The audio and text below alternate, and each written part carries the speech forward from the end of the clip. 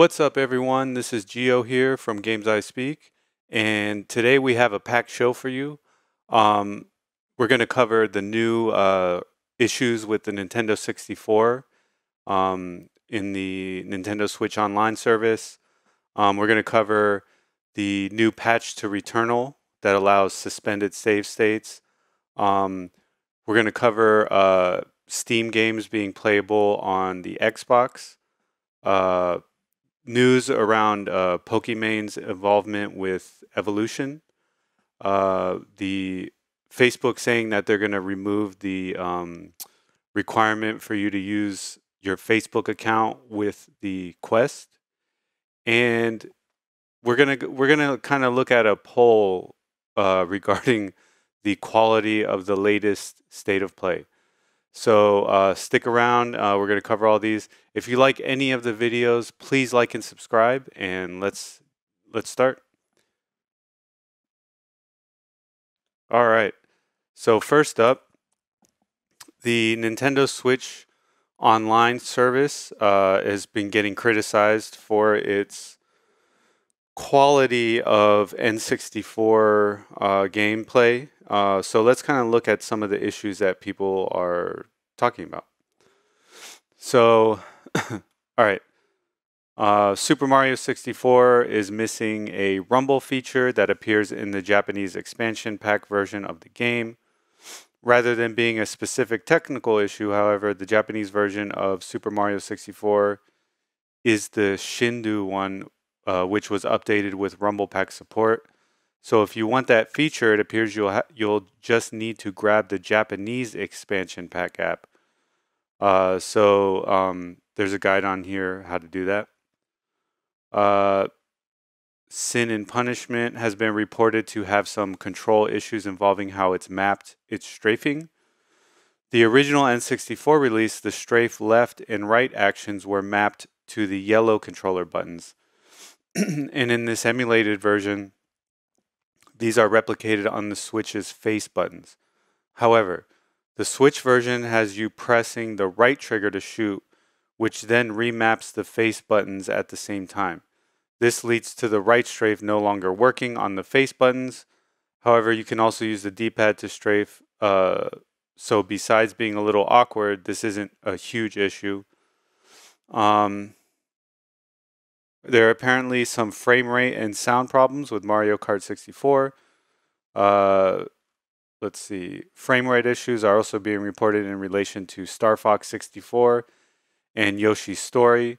And Super Mario 64 and The Legend of Zelda Ocarina of Time are apparently suffering from some controller lag, although we have to say from our admittedly short time spent, so they weren't able to notice it. GameXplain has put out a video addressing the input lag issues, which seems to confirm that it's minimal at worst. Some people compared Super Mario 3D All-Stars to the Super Mario 64, and it's pretty much very similar. Also, there's issues with the environment effects like fog and water and all that. So let's take a look. So this is Wii U. This is Mario 64, and if you look, you can see the fog. See how it kind of starts right here? Now, if you look at the Switch version, there's no fog here. Like, you can't see it. You can only see the fog kind of in the distance.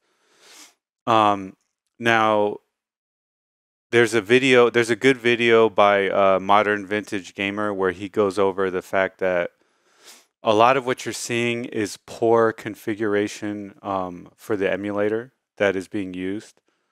So he believes that if Nintendo takes the time to configure their emulator properly, that they can resolve a lot of these issues. So I don't know whether that's true or not. Obviously, he knows a lot more than most people. So, we have to wait and see, because it's not just Mario 64. I've seen side-by-side images of Ocarina of Time where on the Wii, you can see the fog.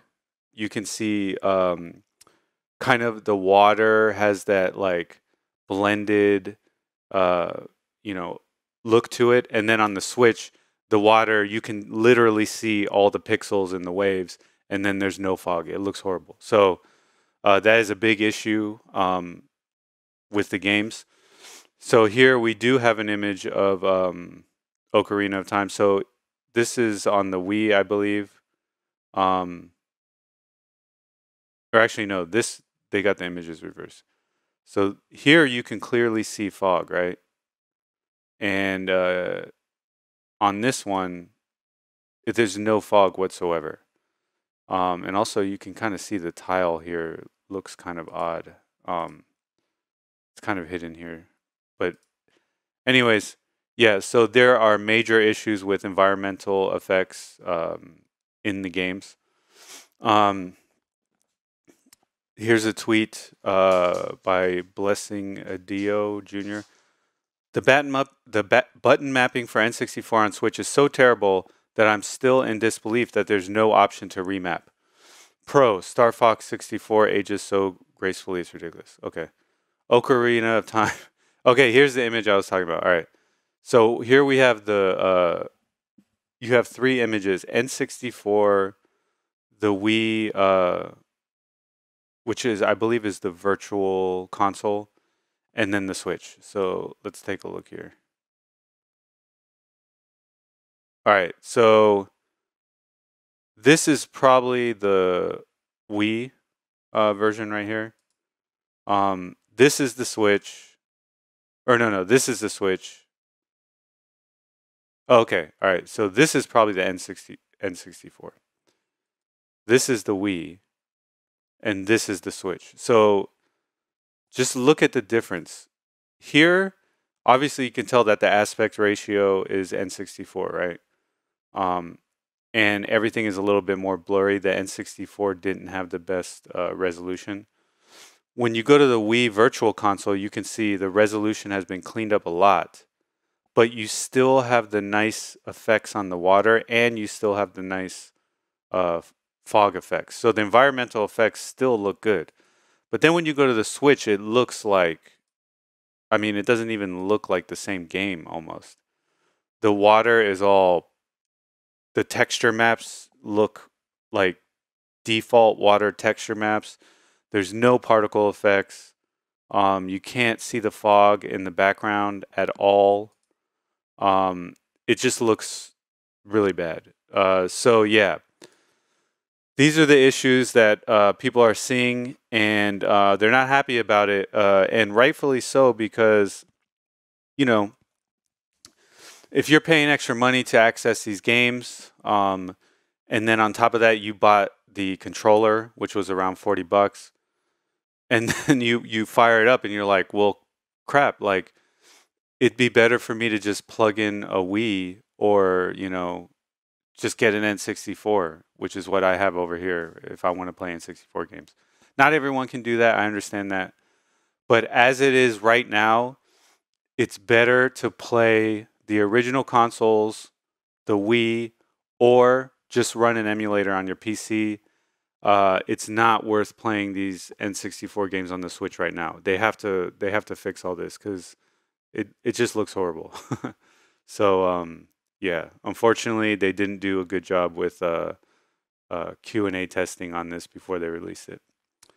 All right, next up, we have Returnal Update 2.0. Finally lets you suspend your run. So this is kind of a hot topic within the gaming community for many reasons.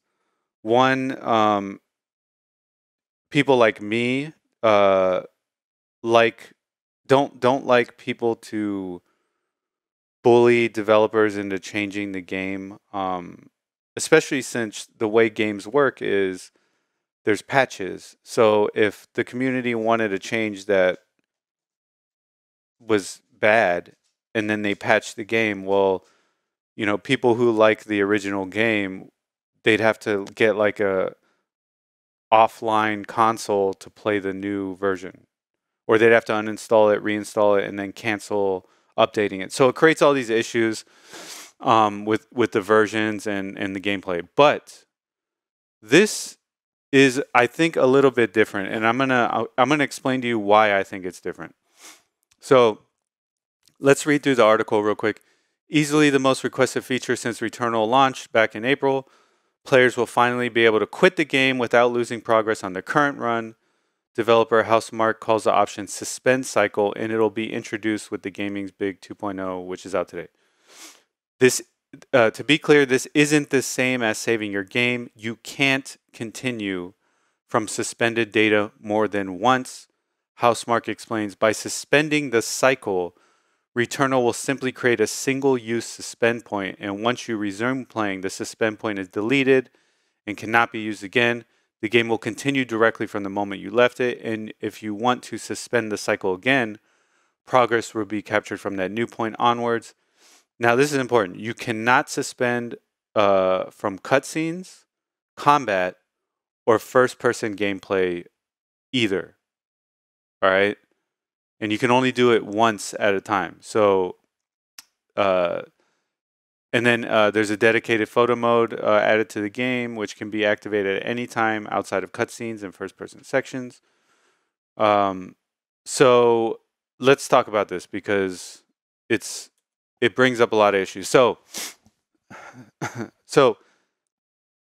I am against changing a game when you change the gameplay of the game. So if people complain, I can't beat this game, it's too hard, and then you, for example, this is a big debate among Dark Souls, not amongst the players. The players don't care for an easy mode at all. They just like the game for what it is. But this is amongst people who feel that the game isn't accessible enough, as in they're having a hard time playing the game, they're having a hard time beating the game. So they want an easy mode because they want to experience the game, but they can't deal with the difficulty. To me, that's totally different than Housemarque adding a single point suspend feature. Okay, because one, if you add an easy mode, you're changing the gameplay, right? They have to go in and tweak the whole game. They have to change enemy health. They have to change enemy damage.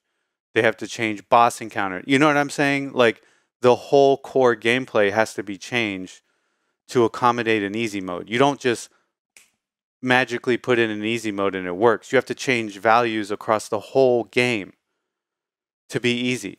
So you are essentially changing the game. Now, people will argue, yeah, but you don't have to play it on easy. You could still play it on hard. Well, but you're still kind of forcing the developer, if they agree, to change the whole, like, there's a lot of work to add an easy mode. It is not easy to add an easy mode, I guess. Now, Returnal is different because they're not changing anything about the core gameplay. All right, this is not a save feature.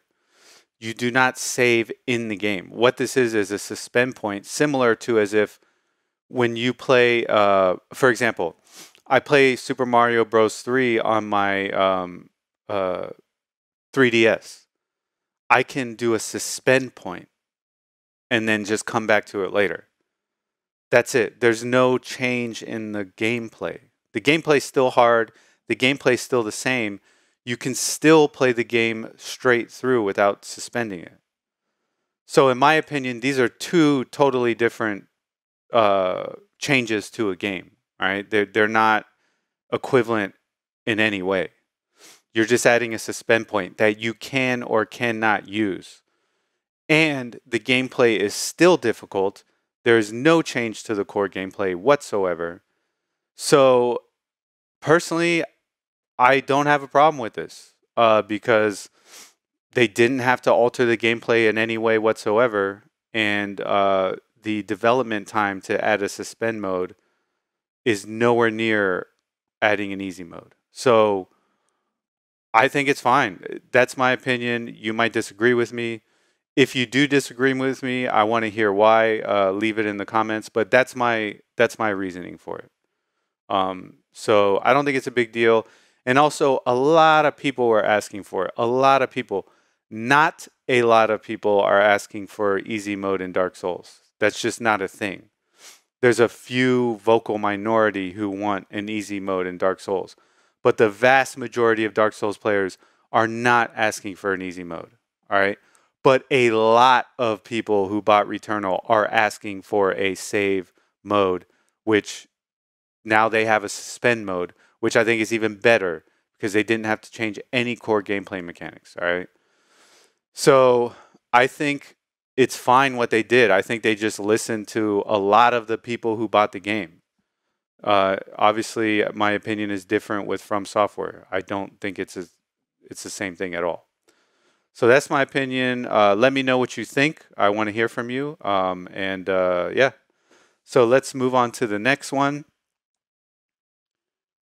This was brought up to me by a friend who is a big-time Xbox player. This is an article from The Verge. You can now play Steam PC games on an Xbox with NVIDIA's GeForce Now. So Microsoft Edge support for GeForce Now is available now. NVIDIA is unlocking access to its GeForce Now streaming service on Microsoft Edge today, allowing Xbox owners to play Steam PC games on their consoles. GeForce Now includes access to more than 1,000 PC games, and NVIDIA has finally started supporting the Edge browser that now ships on Xbox in a beta update to GeForce Now today. It brings the dream of playing PC games on an Xbox a step closer to reality. As the result is easy access to Steam PC games on an Xbox.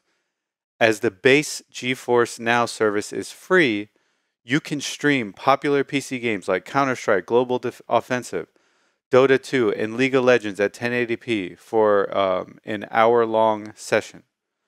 I've been able to do this in the past using Parsec, which is essentially a remote desktop app that lets you stream what's on your PC to a browser. This is Parsec's awesome, especially for fighting games with bad netcode.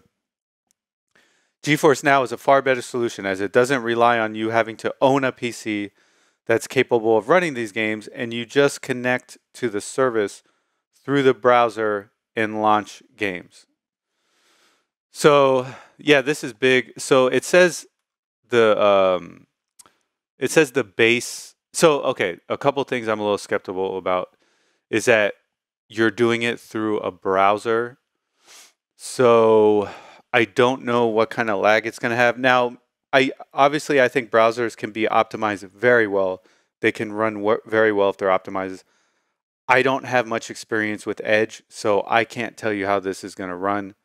But what I would say is do the free base service first, and then if you like what you see, I guess you would have to subscribe to get access to all the games for unlimited gameplay. Yeah, there you have it. Another option for Xbox players. And what you can kind of see here is a fusion between Xbox and PC. All right. You can play Steam games on Xbox now with NVIDIA GeForce Now. You can play Xbox games on PC using Steam. Like, for example, Microsoft is releasing the new Halo Infinite on Steam, which is incredibly awesome. And I like Phil Spencer's thoughts about just kind of unifying Xbox and PlayStation player base and giving them both access to the same games the way they want to play it. Now, some people will say it's kind of dumb for Xbox because you're not going to have to buy their console anymore. But I think they're looking at a future where games are so accessible that people are just going to not have to buy consoles anymore. I think that's what they're thinking. So, and also they're making a killing with Game Pass right now. So, yeah, I think it's cool. I like to see this kind of cross functionality between platforms. I've always been a big like open platform type person. I do not like exclusives, even though I buy exclusives. because I want to play them, but I do not like them at all. So yeah, there you have it. You can now play Steam games on Xbox. All right, next up. All right, so Twitch streamer Pokemane is now involved with uh, Evolution, and so I'm gonna kind of go over this. So she started I believe it's like a marketing firm, and it's called Talent Management and Brand Consulting Firm, RTS. Okay. So she started this firm, and what she's going to do is she's going to help, you know, companies uh, gain, like manage their talent and kind of manage their brand, right? And Sony just recently bought Evolution fighting game tournament. I believe it was from the Cannon Brothers, and it's been a disaster already because they canceled essentially they canceled the last portion of Evolution 2021, which was going to be an in-person tournament. Now, the Delta variant was blowing up at the time, and I think that's why they did it, but they didn't give the option of doing it online. They just canceled it. So they're like, yeah, we're scrapping the rest of the whole event, and it's just not a good look because a giant company worth billions, it just looks like they're incompetent to they bought Evolution, and they're incompetent to be able to run it. Like, they had no backup plan. Like, where's the plan where you can just say, okay, we're switching to online, we're going to finish the tournament online, and that's it. But they couldn't even handle that. So now they hire Pokemane's firm, and we'll see what happens because obviously she has a much better grasp on gamers because she's a streamer herself. And also, she recently tweeted free Marvel vs. Capcom 2 on Twitter, which means that she's at least aware of the fighting game community and some of the things that they want. So part of Evolution, the second half was going to be a invitational Marvel vs. Capcom 2 tournament, which everyone was looking forward to. And I believe it was invitational. I don't think it was open to the public, but they were going to have like really good players, and people were hyped up, and people like Maximilian and everyone like that. So obviously she's paying attention. So it's her job, I guess, to keep a pulse on the community, and then relay that to Sony on how to deal with Evolution. So I think it's good. I think she can be an ally to the fighting game community. I don't like when people, might attack her because she's not in the fighting game community. Who cares? That's not her job. Her job is to make sure Sony doesn't do dumb things like just canceling the rest of Evolution with no backup plan. It just looks so careless on their part. And I really hope that they don't just lose interest in Evo and then just scrap it and just be like, all right, we're done. This didn't work out, because they can be very careless with their gaming properties sometimes. I mean, look how they close studios. Look what they did with the Vita.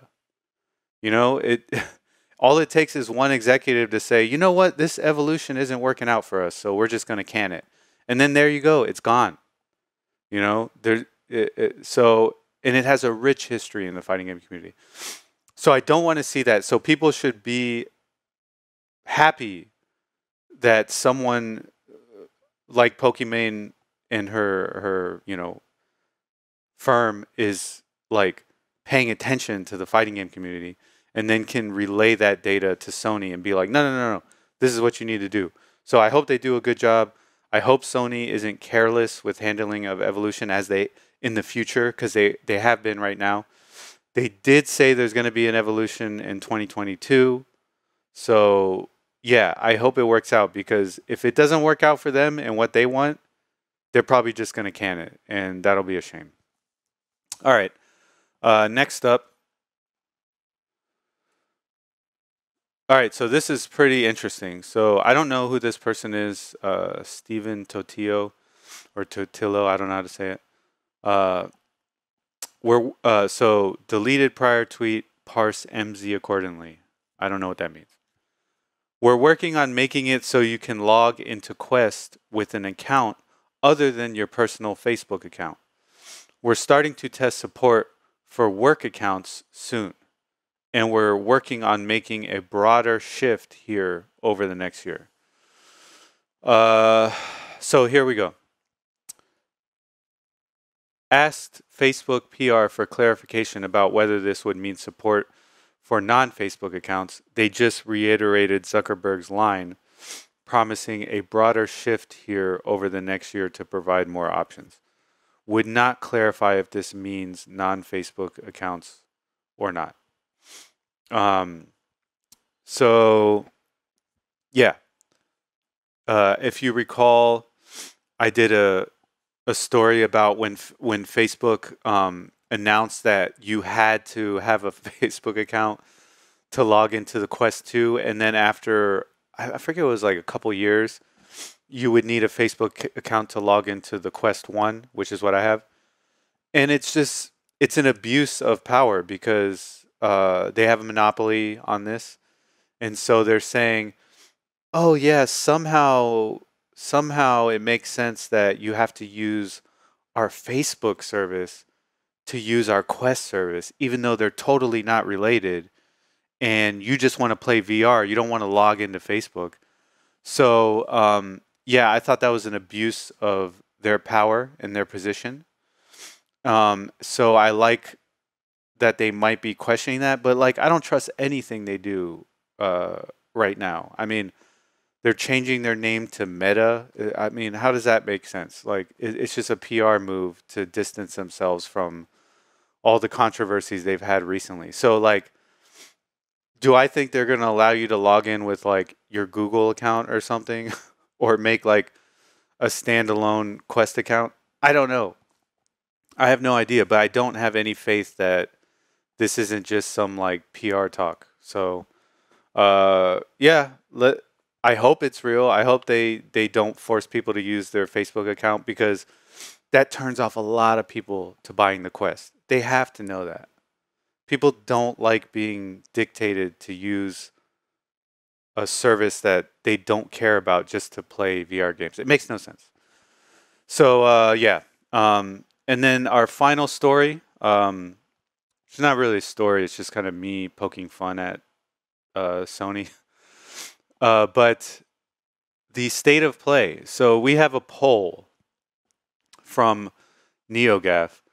How would you rate this state of play? There are 257 votes. A, 4 votes, 1.6%. B, 12 votes, 4.7%. And as you can see, it barely nudges, and then you hit F. 49.4%, 127 votes. So I'm going to tell you straight up my opinion. And this is before I saw anybody's opinion. This is before I heard what anyone thought of the state of play. I watched the state of play, and afterwards, I was like, this was a colossal waste of time. Okay? I don't know why they put out a state of play with that lackluster of a lineup. And not just that, no real details for some of these games. Just like these like tiny little trailers. You know, there's games that we're waiting for right now. And also, why were so much of the games like PS4 games? Like, I have a PS5 that I barely use now. I use my Switch all the time now. And it's like, what's going on? Like, what's going on with the PS5? What's going on with Final Fantasy VII? What's going on, with Horizon Zero West? What's going on with all these games that we're looking forward to? I don't know, because it wasn't in there. So I just think it was a waste of time. I didn't appreciate that I spent time watching it at all. Maybe I'm being harsh, but I mean, what's your all opinion? Do you think it's better that they put something out, anything out, or should they wait to put out state of plays with more substance that, kind of inform, PlayStation gamers on what's actually going on and what's coming up in the future, things that they're excited about. So let me know what you think in the comments. This is one of those things, like, some people are like, oh, you want too much, you're asking for too much, you're complaining for nothing. Others are like, this is like me, this is a waste of time. They shouldn't even put this out. So let me know what you think in the comments, and yeah, I'd like to hear from you. So yeah, that's it for this week. If you got this far, please like and subscribe, because it's very rare anyone watches these long form videos. Please comment, let us know what you think about any of these topics. And yeah, that's it. We'll see you all next time. Hey everyone, thanks for listening to this episode of Games I Speak. If you liked the episode, please like and subscribe, and we'll see you all next time.